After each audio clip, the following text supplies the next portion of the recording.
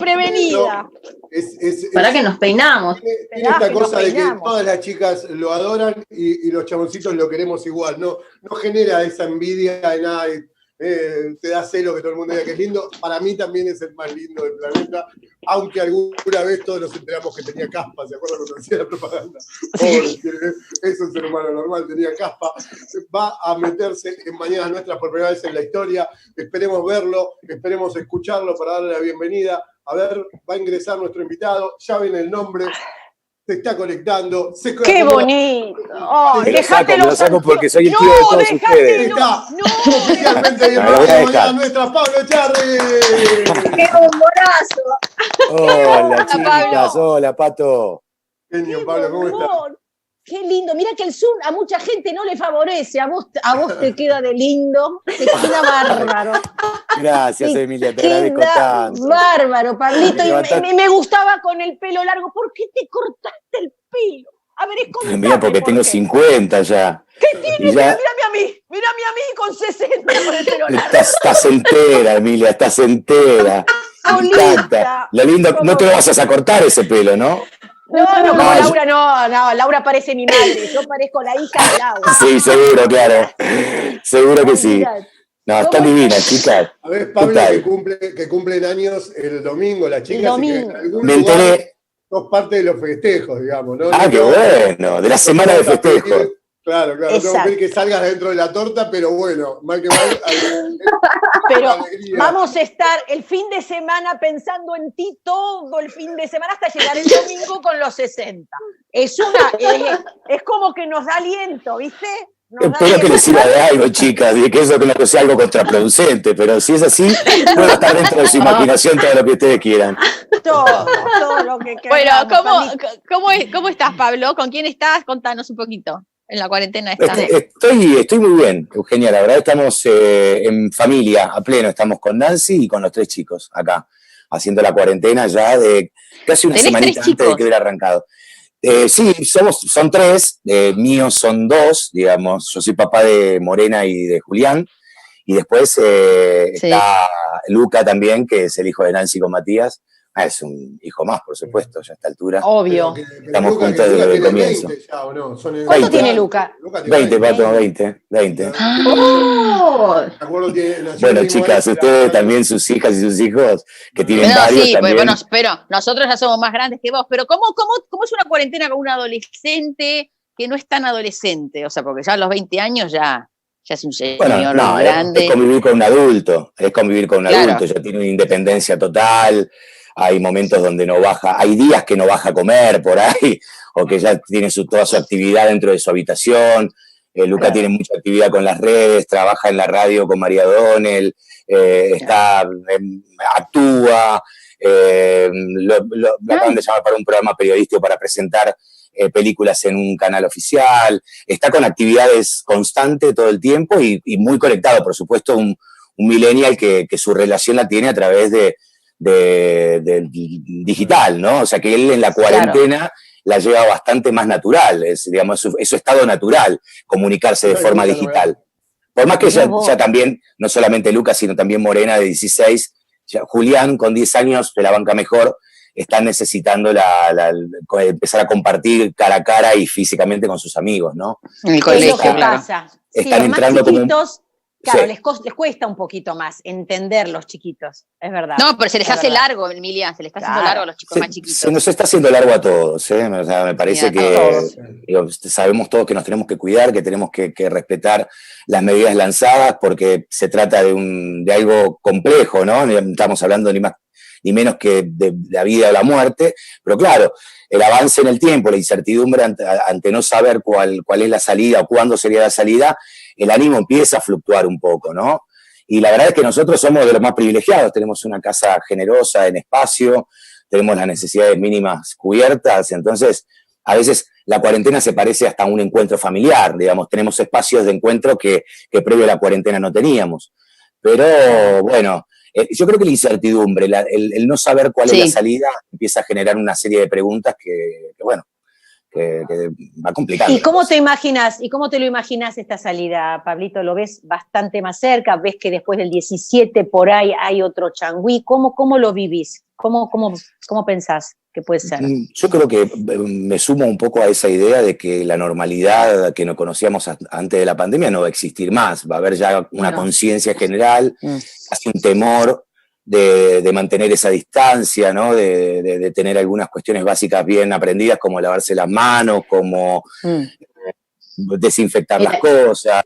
Me parece, y el tema de la distancia. Me parece que el tema de la distancia es un tema que va a ser difícil desandarlo. En nuestra actividad específica, que es la actoral, ya sea de arriba de un escenario, en el teatro o en las opciones audiovisuales, tanto en la televisión como el cine, va a ser muy compleja. Yo no me imagino una novela donde en el momento los amantes se tengan que dar un beso, que en vez de un beso se escriba un mail, ¿no? O que ese amor se exprese por WhatsApp. Me parece que va a ser la muerte del género en ese sentido. Pero no solamente por... Sí, no solamente por la cercanía de los actores o las actrices en una novela donde juega el amor de por medio. Los equipos tanto de cine como de televisión son equipos muy grandes, de mucha cantidad de gente, donde por ahí en un lugar muy cerrado convergen una gran cantidad de personas.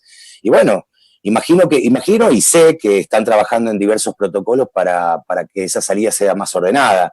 Pero como dijo Carlitos Rottenberg, que de esto sabe mucho y nos hemos sumado muchos detrás de él, en que nuestra actividad fue una de las primeras que se cortó y va a ser la última en volver. Y eso trae una complejidad grande para el colectivo en general. Hoy, un costo. Y hoy los actores y las actrices no están trabajando, o sea, no hay un actor y una actriz, salvo en algún contenido digital de que esto que se están haciendo, que son novedosos, pero que son, digamos, contenidos que cada uno hace en su casa con su camarita, ninguno está trabajando. ¿No? Se le cuesta encontrar el rédito económico todavía. Por ahora son más ganas de hacer algo que encontrarle la vuelta a la guita. Sí. Y ahí es donde uno es muy solidario y tenés claro que hay un montón de actores que le está faltando la guita, que no tienen el famoso colchón del que siempre hablan los actores, ¿no? Creo que eso es lo más complicado. Sí, y la verdad es que el colchón también en los últimos años era cada vez más difícil era una colchoneta. Claro. Se iba casi una manta tirada en el piso, con el dolor de espalda que eso conlleva. Sí, la realidad del actor es una realidad compleja previo a la pandemia también. Digo, la actividad actoral, sobre todo la audiovisual, viene una franca decadencia a lo largo de los años. Año tras año, por lo menos hace unos 25 que vengo trabajando en esto, vengo viendo esa decadencia constante en materia de lo que es la producción de ficción, ¿no? La producción de ficción es una producción de alto costo. Como decía, son equipos de gente muy grande y son costos muy elevados. Y hoy el mundo que está fabricando, que está produciendo ficción, produce ficción a base de una serie de leyes que largan los estados con respecto a lo que es el fomento a esa industria en particular. Nosotros en la Argentina venimos trabajando, yo hace 14 años que soy de la Comisión Directiva de la Sociedad Argentina de Gestión de Actores e Intérpretes y venimos con todos los sindicatos, las entidades de gestión, tratando de trabajar en la posibilidad de llevar adelante estas medidas. Pero hasta ahora no tenemos... Sagay. Nosotros cobran, chicas. Por vos nada más, porque no nos interesaba que lo que teníamos. Bueno, chicas, siempre es un mango que viene bien, aunque sea para dejárselo a los chicos. No, más obvio. Lo bueno de Sagay, más allá de a veces el cheque que se encuentran algunos compañeros y compañeras, es el reconocimiento, es la dignidad que da el reconocimiento de un derecho, ¿no? O sea, cuando uno trabaja, cuando uno lo contratan con ese sueldo, ese contrato, para lo que tiene que ver con la condición laboral, para trabajar. Cuando se emite el programa, genera derecho de propiedad intelectual.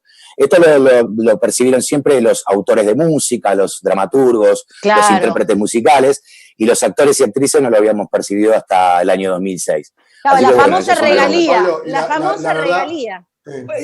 Tiene algo que ver con eso. La regalía es más una ganancia desde el punto de vista comercial. Este es un derecho que se genera, ¿no? Un derecho que se paga en la mayor parte del mundo. Perdóname que aproveche acá para subrayar y en algún lugar chuparte las medias un poco, no lo necesitas, pero a mí me dan ganas de hacerlo, de subrayar porque también te has comido muchos bifes por culpa de ser un tipo comprometido y que fuiste uno, no el único, obviamente, un montón, pero que en el momento oportuno logró ese compromiso ¿no? en el gobierno de Cristina, Néstor, lo que sea, pero lograron ese compromiso con los actores que era algo que venía hace un montón de tiempo. Y que hoy por hoy muchos creen que por eso hoy, no sé, te hiciste político por eso, y vos tenés tus propias ideas y está genial, pero lo que lograste como reconocimiento a los actores, lo que lograron en general con muchos como vos a la cabeza, no sé si todo el mundo lo tiene bien claro, o por lo menos algunos parecieran querer olvidarlo, ¿no? Para simplemente, está siempre política y poderte pegar algún palito. Así que yo aprovecho para reconocer. Gracias, Pato.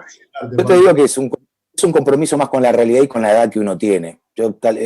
Este compromiso que yo sentí de un tiempo en adelante de poder expresar mis ideas, sean las que fueran las que fueren, o sea, no importa cuál es el contenido. La importancia está en la posibilidad y el derecho que uno tiene de poder expresarla. Hasta cuando los chicos eran chicos yo no sentía esa necesidad. En un momento determinado, viendo las enormes distorsiones que veía alrededor y teniendo una idea concreta de hacia dónde yo creía que debería ir el país, sentí como una necesidad muy profunda de compromiso. Entonces lo hice. No te voy a negar que no tuve dudas en un momento, contradicciones, algún miedo, sabiendo de que uno al expresar la idea política genera disgusto en quien piensa diferente, pero lo sentí como una necesidad básica, ¿no? Y lo concreté. Me extraña mucho y creo que es algo establecido que a mí me gustaría romper y que trabajo para romperlo y creo que se va rompiendo con respecto al tiempo, que el que habla de política es político. No, todos tenemos derecho a hablar de política. De hecho, hablar de política es comprometerse con la realidad familiar, con la realidad de su propio país, con la realidad de los que lo circundan y demás. Entonces, cuando uno habla de política dicen, ¿por qué no te presentás para diputado? ¿O por qué para un cargo público? Yo la verdad que las necesidades políticas las tengo muy bien cubiertas desde 14 años en Sagay. Yo en Sagay es política social, pero tengo la posibilidad de hacer política, porque la política social también es política, inclusive partidaria también. Cuando vos tratás de negociás con contacto, llamás a uno, llamás a otro, porque el armado en lo político tiene que ver con eso. Pero yo trato de impulsar siempre a la gente que se meta en mínimo o en máximo en política. Meterse en mínimo o en máximo en política es ni más ni menos que utilizar la única herramienta disponible para cambiar la vida de la gente. O sea, porque no existe otra herramienta.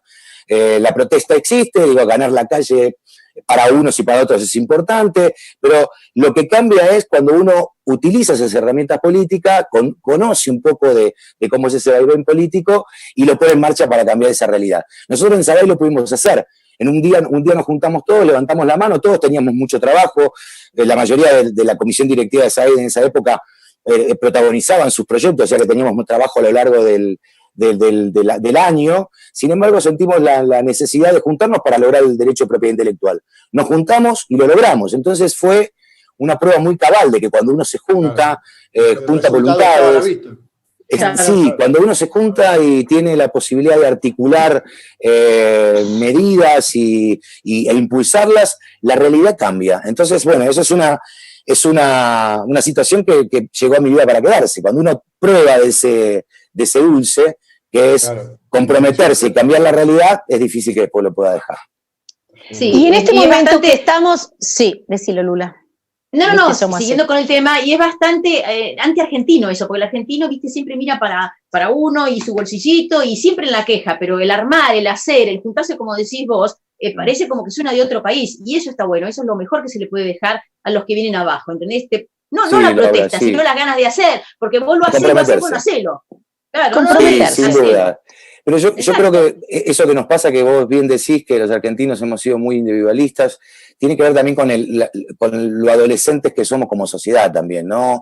Hay otras sociedades más longevas que nosotros que han pasado por esa adolescencia y que la han dejado y que han empezado a comprometerse dadas las desigualdades y las distorsiones que veía alrededor. También yo creo que a veces eso de no te metas porque la política es sucia es un argumento de un sector determinado que le conviene que no es casual. O sea, no cambie, ¿no? Claro, entonces a mí me gusta desbaratar un poco ese discurso, porque creo que es falso, que es mentiroso. Han tratado, por ejemplo, de llegarme cerca a eso, ¿no? Las primeras veces que empecé a involucrarme decía, hablaba de política o de alguna forma me ponía desde un sector político determinado, me señalaban que iba a perder y que iba a tener consecuencias negativas, que las hubo, no las voy a negar. Ahora, cuando uno llega a la adultez, sabe que a la hora de embarcarse en algo, sabe que hay ganancias y hay pérdidas. O sea, en todo, no puede haber ganancias constantes o que las consecuencias sean todas positivas. Creo que es un síntoma de adultez darse cuenta que para ganar algo hay que saber perder otra cosa. Yo decidí hacer eso, decidí perder de alguna manera esa llegada global y total y absoluta y ese sentimiento de cariño total e irreprochable del 100% de la población. La verdad es que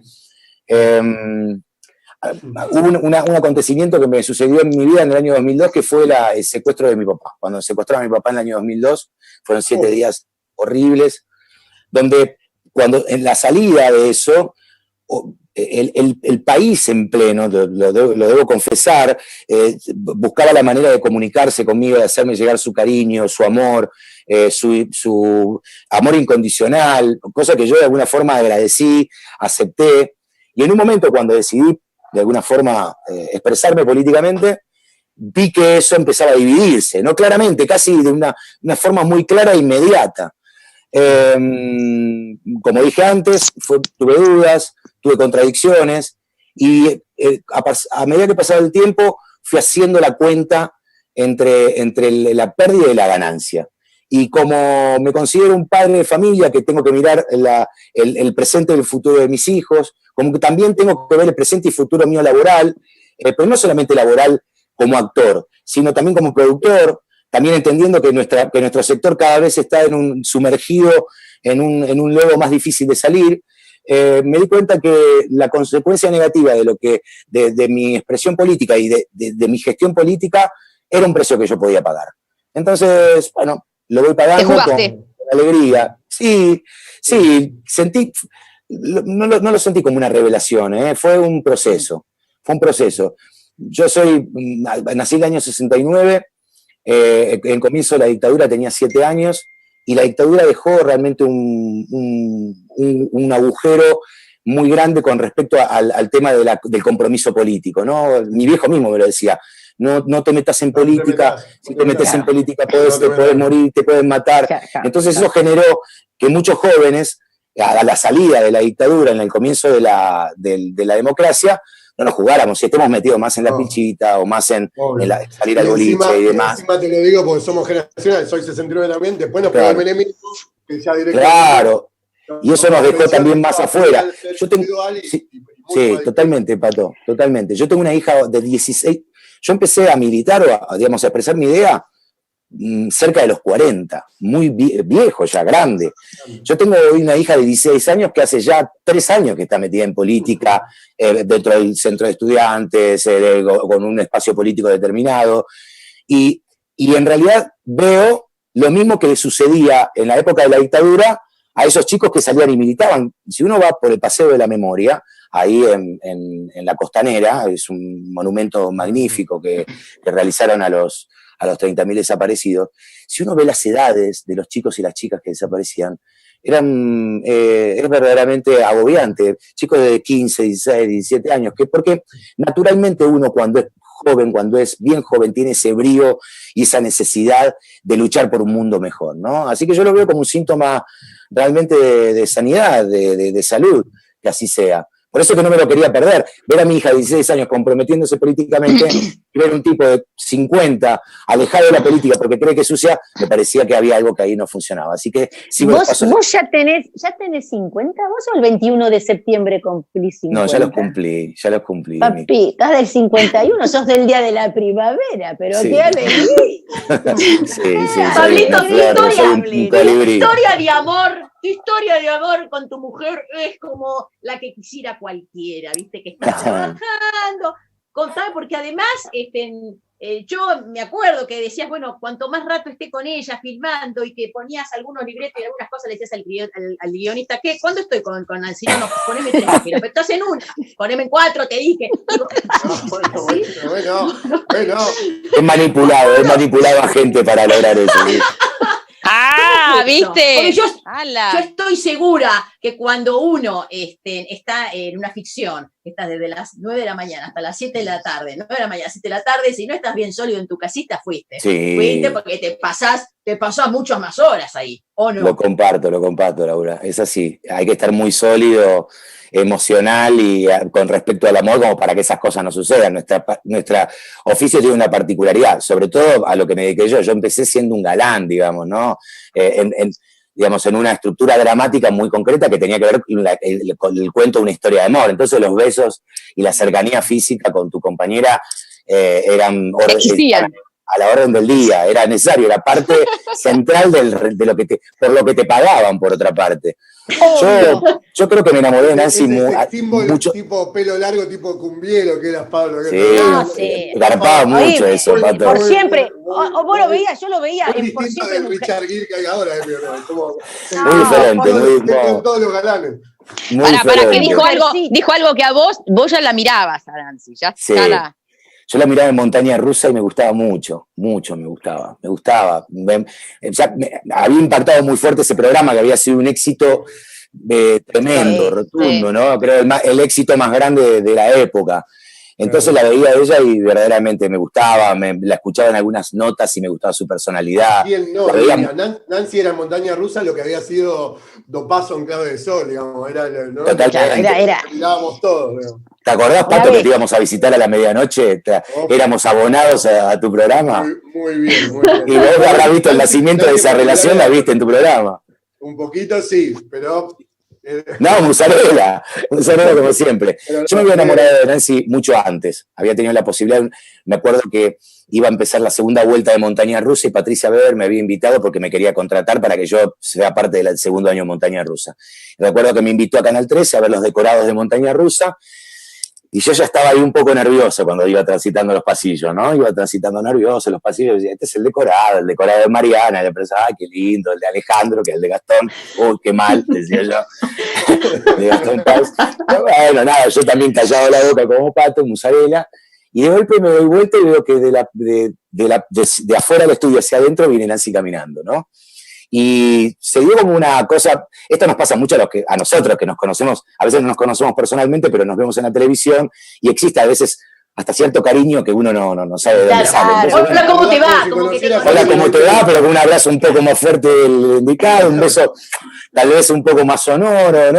Leves detalles que no dicen nada y dicen mucho.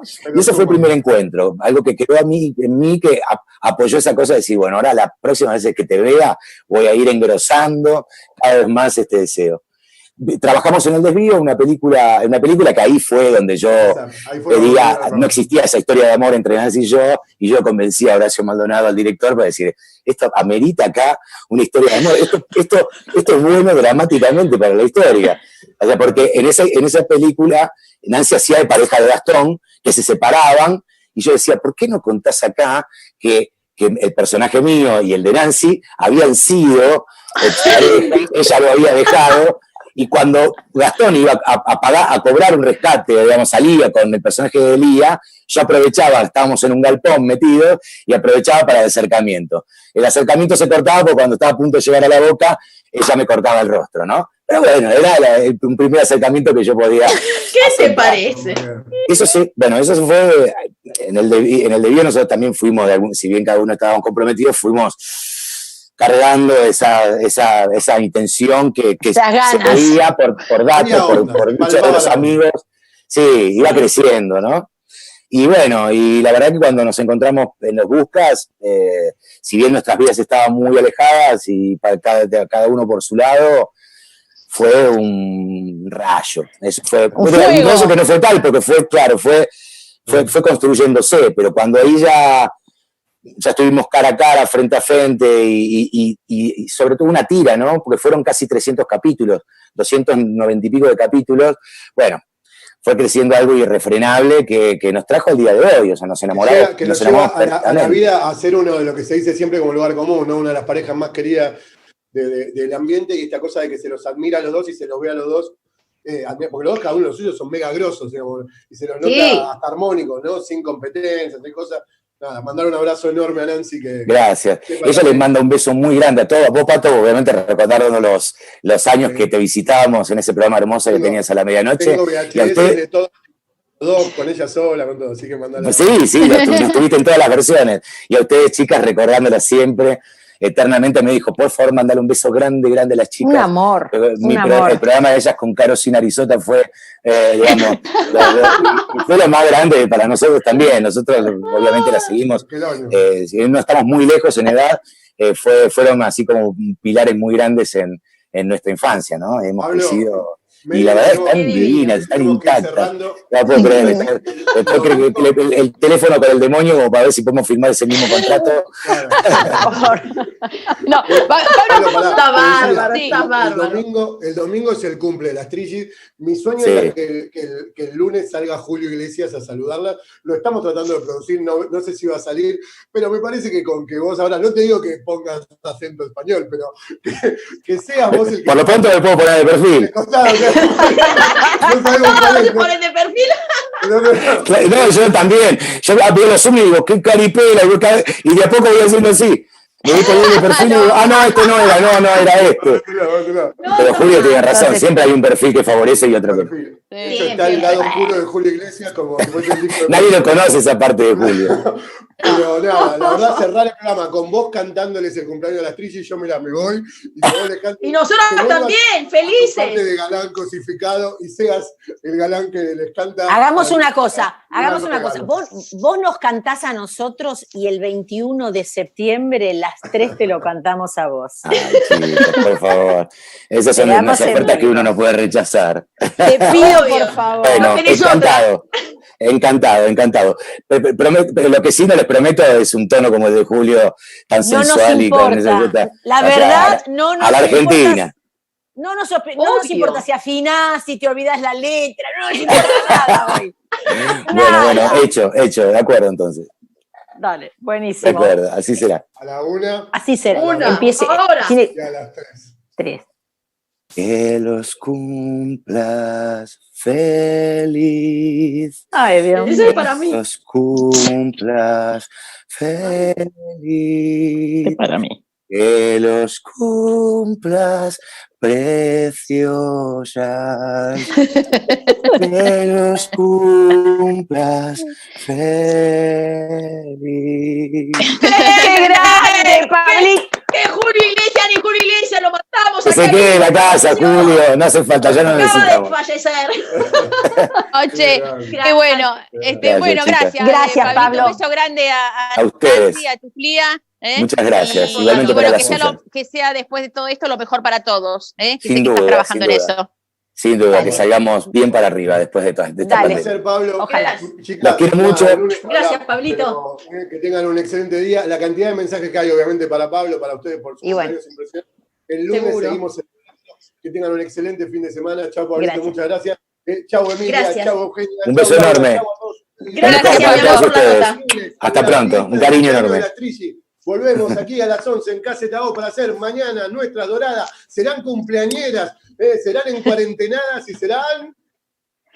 Tercera temporada. Chao, Pablito. Chao, Pablo. Gracias. Chao, chicos. Chao. Gracias, chicos.